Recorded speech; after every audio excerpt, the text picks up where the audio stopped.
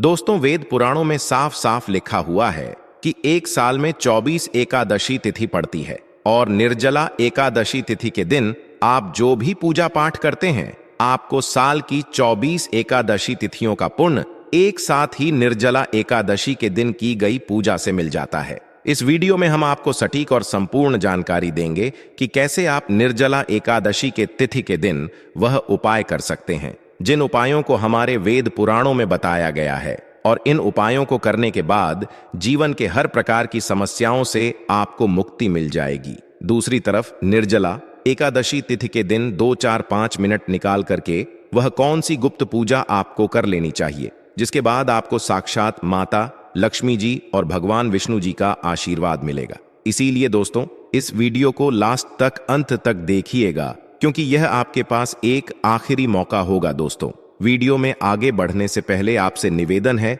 Video like करना मत भूलिए और साथ ही हमारे चैनल सनातन धर्म का संसार को सब्सक्राइब जरूर कर लें। तो इस वीडियो को लाइक करके कमेंट में जय श्री हरि विष्णु, जय मां लक्ष्मी लिखना ना भूले। दोस्तों, मान्यता है कि एकादशी के दिन उपवास रखने और पूजा पाठ करने से घर में सुख समृद्धि बनी रहती है। हर माह में आने वाली एकादशी का नाम अलग अलग होता है। ऐसे ही ज्येष्ठ माह के शुक्ल पक्ष की एकादशी तिथि के दिन आने वाली एकादशी को निर्जला एकादशी के नाम से जाना जाता है। निर्जला एकादशी का व्रत रखने से हर तरह के पापों से मुक्ति मिल जाती है। पंचांग के अनुसार निर्जला एकादशी का व्रत ज्येष्ठ मास के शुक्ल पक्ष की एकादशी तिथि को होता है। उस दिन व्रत रखते हैं और भगवान विष्णु की पूजा करते हैं। हिंदू पंचांग के अनुसार इस बार ज्येष्ठ मास के शुक्ल पक्ष की एकादशी तिथि 17 जून की सुबह 4:04 पर शुरू होगी और अगले दिन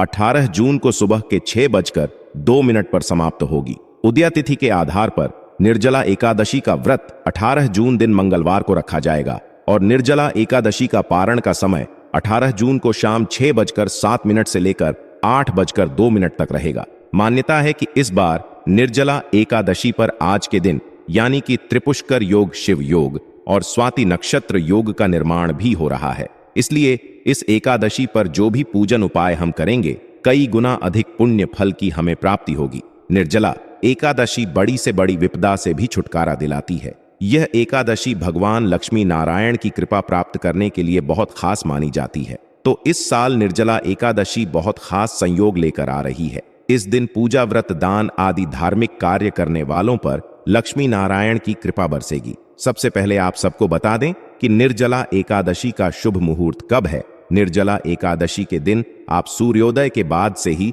भगवान विष्णु की पूजा अर्चना कर सकते हैं। ऐसे में उद्या के अनुसार निर्जला एकादशी 18 जून को है। निर्जला एकादशी शुभ योग। इस दिन भगवान विष्णु को प्रसन्न करने के लिए कुछ लोग व्रत रखते हैं और पूजा करते हैं। इस दिन सच्ची श्रद्धा और भक्ति भाव से भगवान विष्णु की पूजा करने से सभी मनोकामनाएं पूर्ण होती। दोस्तों, तुलसी एक ऐसा पौधा है जिसकी पूजा से बहुत ही चमत्कारी और बहुत ही शीघ्र लाभ माना गया है। तुलसी के पौधे में बांध देना, यह एक चीज 1000 गुना होगी।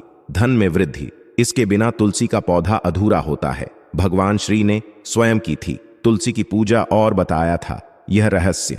दोस्तों, तुलसी का पौधा तो प्रत्येक घर में होता है, लेकिन बहुत कम लोग तुलसी के संबंध में शास्त्रों में बताए गए महत्वपूर्ण नियम नहीं जानते हैं। तुलसी की पूजा कैसे करनी चाहिए, तुलसी को जल कैसे देना चाहिए, तुलसी के पास कौन सी वस्तुएं रखना शुभ होता है आदि कई महत्वपूर्ण नियमों का पालन करना आवश्यक होता है। इसके अलावा अगर तुलसी के नीचे यह एक चीज बांध देते हैं तो आपको मां तुलसी का ढेर सारा आशीर्वाद मिलता है और आपके घर में मां का सदैव ही निवास रहता है। दोस्तों, तुलसी का पौधा घर में होना परिवार के प्रत्येक सदस्य के लिए लाभकारी होता है। यह पौधा हर प्रकार से उपयोगी होता है। पुराणों के अनुसार तुलसी में देवी का वास होता है और नियमित रूप से इस पौधे की पूजा करने से लाभ भी अवश्य मिलता है। लेकिन यदि आप तुलसी को घर में रखने के साथ ही उसके नीचे यह एक चीज बांध देते हैं तो आपको तुलसी लगाने का कई गुना अधिक फल प्राप्त होता है, क्योंकि इस एक चीज के बिना तुलसी अधूरी मानी जाती है। यह चीज तुलसी को संपूर्ण बनाती है, इसीलिए शास्त्रों में इसका सबसे अधिक महत्व बताया गया है। दोस्तों, भारत में ही नहीं बल्कि संसार के अधिकतर देशों में तुलसी को बहुत ही गुणकारी पौधा माना गया है। इस पौधे में अनेक औषधीय गुण होने के साथ ही इसका आध्यात्मिक तौर पर भी बहुत महत्व बताया गया है। प्रत्येक धार्मिक अनुष्ठान हो अथवा कोई यज्ञ हो, उसमें तुलसी का प्रयोग अवश्य किया जाता। पुराण में को भगवान की पत्नी कहा गया है। इसी कारण से जगत जननी है को समस्त देवी देवताओं से वरदान प्राप्त है, जिससे के पत्र को अमृत के गुणों से युक्त कहा गया है। जिस स्थान पर का पौधा होता है उस स्थान पर और यानी कि त्रिदेव का निवास होता है और की पूजा करने से सभी पाप उसी प्रकार से नष्ट हो जाते हैं जैसे सूर्य के उदय होने पर रात्रि का अंधकार नष्ट हो जाता है। शास्त्रों के जिन घरों में तुलसी का पौधा सदैव ही हरा भरा रहता है, उस घर में सुख शांति और समृद्धि बनी रहती है। भगवान की पूजा में और उन्हें चढ़ाए जाने वाले भोग में तुलसी के पत्र अवश्य होने चाहिए, क्योंकि तुलसी पत्र के बिना भगवान किसी भी प्रकार का भोग स्वीकार नहीं करते हैं। इसीलिए प्रत्येक घर में तुलसी का पौधा अवश्य होना चाहिए। अगर आपके घर में तुलसी है तो सुख शांति और समृद्धि के लिए तुलसी माँ को चुनरी अवश्य चढ़ाने चाहिए। अक्सर लोग तुलसी का पौधा तो लगा देते हैं, लेकिन उनसे यह गलती हो जाती है कि वे तुलसी माँ को चुनरी नहीं चढ़ाते हैं, जिसके कारण वो तुलसी लगाने का शुभ फल प्राप्त नहीं हो पाता है। हमेशा ध्यान रहे कि तुलसी का पौधा चुनरी के बिना अधूरा होता है। तुलसी केवल एक पौधा नहीं है, बल्कि वह देवी है, विष्णु पत्नी है, उन्हें हम अपनी माता मानते हैं। इसीलिए तुलसी को चुनरी अवश्य ही चढ़ा चाहिए। इससे पति पत्नी में प्रेम और विश्वास बढ़ता है। घर में रहने वाले सदा सुहागिन और सौभाग्यशाली रहती हैं। लेकिन तुलसी को चुनरी चढ़ाते समय आपको यह बात ध्यान में रखनी चाहिए कि आप तुलसी को लाल रंग की चुनरी ना चढ़ाएं। लाल रंग का संबंध मंगल ग्रह से होता है और बूध ग्रह तुलसी से संबंधित होता है। मंगल और बूध ग्रह मित्र नहीं है। बूंद के अनुकूल शुक्र ग्रह और शनि है। इसीलिए तुलसी पर लाल चुनरी कभी नहीं चढ़ा चाहिए। आप तुलसी पर हरे रंग की, पीले रंग की अथवा नीले रंग की चुनरी चढ़ा सकते हैं, लेकिन कई लोग पुरानी फटी हुई चुनरी तुलसी पर बांध देते हैं। ऐसा करना भी अशुभ होगा। तुलसी पर नहीं बांधनी चाहिए। तुलसी पर चुनरी बांधने के लिए एकादशी का दिन सर्वोत्तम होता है। आप किसी भी एकादशी के दिन नई चुनरी लाकर उसे तुलसी के पौधे में बांध दें। इसके आपको कई गुना अधिक लाभ प्राप्त होंगे। तुलसी को बिना चुनरी के कभी ना रखें। अगर चुनरी पुरानी हो जाए तो चुनरी को एकादशी के दिन ही बदलना चाहिए। दोस्तों, तुलसी का विवाह भी अवश्य करना चाहिए। इससे मनुष्य के सभी दुखों का अंत होता है और सांसारिक जीवन सुख में बीतता है। दोस्तों, जाने अनजाने में तुलसी के पास ऐसी चीजें रख देते हैं जिससे तुलसी का अपमान होता है। तुलसी का पौधा बहुत ही संवेदनशील होता है। इसकी अच्छी तरह से देखभाल करनी पड़ती है, तभी इसके शुभ फल प्राप्त होते हैं। इसीलिए तुलसी के पौधे के पास आपको अपने मुख से अपशब्द नहीं बोलने चाहिए। तुलसी के पास भूल से भी जूते, चप्पल अथवा झाड़ू पोछा नहीं रखना चाहिए। इसे पाप माना गया है। जहां पर तुलसी का पौधा हो उस स्थान के आसपास थूकने से घोर अनर्थ होता है। तुलसी के पास भरा हुआ पात्र भी नहीं रखना चाहिए। तुलसी के पौधे के पास दीपक जलाने के बाद दीपक को वहां से हटा देना चाहिए, क्योंकि तुलसी के नीचे बुझा हुआ दीपक रखना अशुभ माना जाता है। जिस स्थान पर भी तुलसी का पौधा होता है उस स्थान को हमेशा ही स्वच्छ रखना चाहिए। इसीलिए नियमित रूप से तुलसी के पौधे का पास साफ सफाई का ध्यान रखें। तुलसी के पौधे में शिवलिंग और जी की प्रतिमा नहीं रखनी चाहिए। साथ ही तुलसी के गमले में अन्य किसी भी प्रकार का पौधा भी लगाना शुभ होता है। तुलसी के पौधे के पास कपड़े भी नहीं सुखाने चाहिए, अन्यथा कपड़ों से गंदा पानी तुलसी के पौधे पर गिर सकता है। ध्यान रहे, तुलसी के पौधे को नाखून से नहीं तोड़ना चाहिए, इससे तुलसी का अपमान होता है। यदि तुलसी के पत्ते सूख कर गिर जाते हैं तो उन्हें कचरे में नहीं फेंकना चाहिए। उन पत्तों को आप तुलसी की मिट्टी में ही दबा दें। रविवार के दिन तुलसी के पत्ते नहीं तोड़ने चाहिए और रविवार को तुलसी को जल भी नहीं चढ़ाना चाहिए। बाकी अन्य दिन नित्य बिना, चूंकि तुलसी को सुबह जल देना चाहिए और शाम के समय एक दीपक जलाना चाहिए। अक्सर महिलाएं के बाद अपने बाल खुले रखकर ही तुलसी को जल देती हैं। ऐसा करना गलत होता है। महिलाओं को हमेशा ही अपने बाल बांधकर माथे पर सिंदूर लगाकर ही तुलसी में जल देना चाहिए। इससे तुलसी का आशीर्वाद प्राप्त होता है। घर में तुलसी का पौधा लगाते समय ध्यान रहे कि आप इसके लिए गंदी मिट्टी का उपयोग ना करें। तुलसी के पौधे के लिए शमशान की अथवा गंदगी वाले स्थान की मिट्टी का कभी उपयोग नहीं करना चाहिए। इससे तुलसी मरहूट जाती है और सूखने लगती है। तुलसी का पौधा कभी गंदे स्थान पर नहीं लगाना चाहिए। जैसे नाली अथवा बाथरूम के पास तुलसी का पौधा कभी नहीं रखना चाहिए, अन्यथा गंदा पानी तुलसी के पौधे में गिर सकता है, जो बहुत ही अशुभ माना गया है। घर में तुलसी का पौधा कभी सूखना नहीं चाहिए। शास्त्रों में ऐसी मान्यता है कि तुलसी का पौधा सूखना अकाल मृत्यु की सूचना देता है।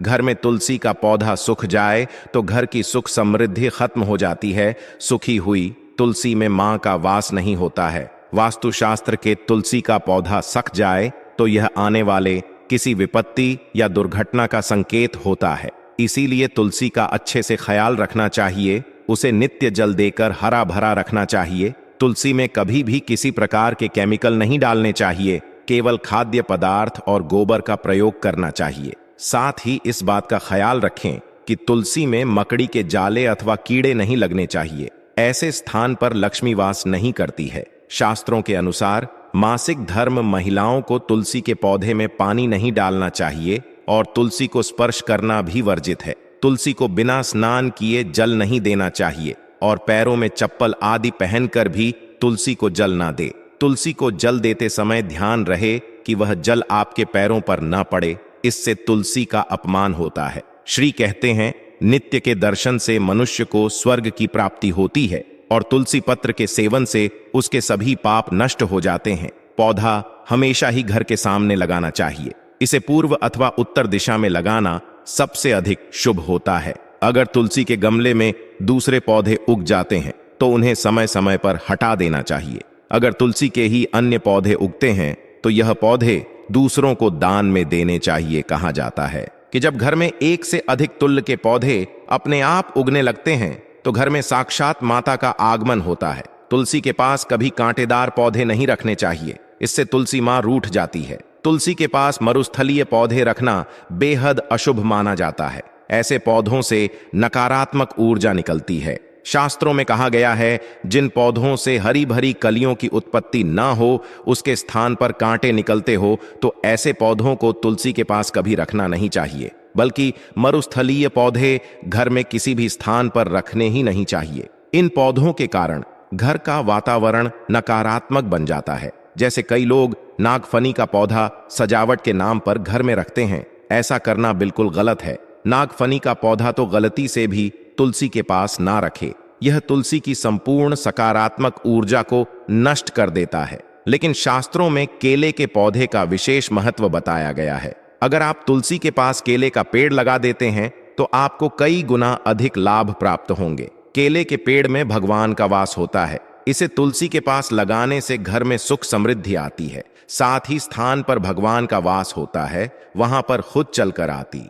दोस्तों, अगर आपको तुलसी के पौधे में शालिग्राम भी अवश्य रखना चाहिए। तुलसी के गमले में शालिग्राम रखने से तुलसी का और भी अधिक शुभ प्रभाव आपको देखने को मिलेगा। शालिग्राम भगवान का निराकार रूप माना जाता है। यह काले रंग का पत्थर होता है जिसे विलक्षण और मूल्यवान माना गया है। इसे अगर आप तुलसी के गमले में रखेंगे तो आपके घर से संपूर्ण नकारात्मक ऊर्जा नष्ट हो जाएगी। मानता कि शालिग्राम में अल्प मात्रा में सुवर्ण भी होता है। यह पत्थर उत्तर की गंडकी नदी में पाए जाते हैं। इसीलिए अगर आप शालिग्राम तुलसी के पौधे में रखते हैं तो भगवान के साथ आपको मां की भी कृपा प्राप्त होगी।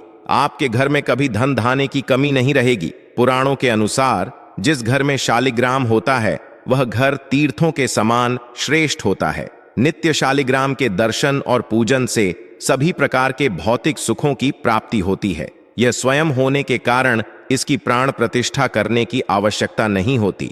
इसे अगर तुलसी के पास रखकर इसकी पूजा रोज की जाती है तो व्यक्ति को धन संबंधी कोई समस्या नहीं आती है। पुराण के अनुसार मृत्यु के समय शालिग्राम के चरण अमृत का जल सभी पापों से मुक्ति दिलाता है। वह मृत्यु के पश्चात चला जाता है। यह चरण अमृत औषधि के समान है। जो इसका सेवन करता है उसे मोक्ष मिल जाता है। कुछ लोग चरण अमृत लेकर अपने सिर पर फेर देते हैं, बल्कि शास्त्रों में ऐसा करने का उल्लेख नहीं किया गया है।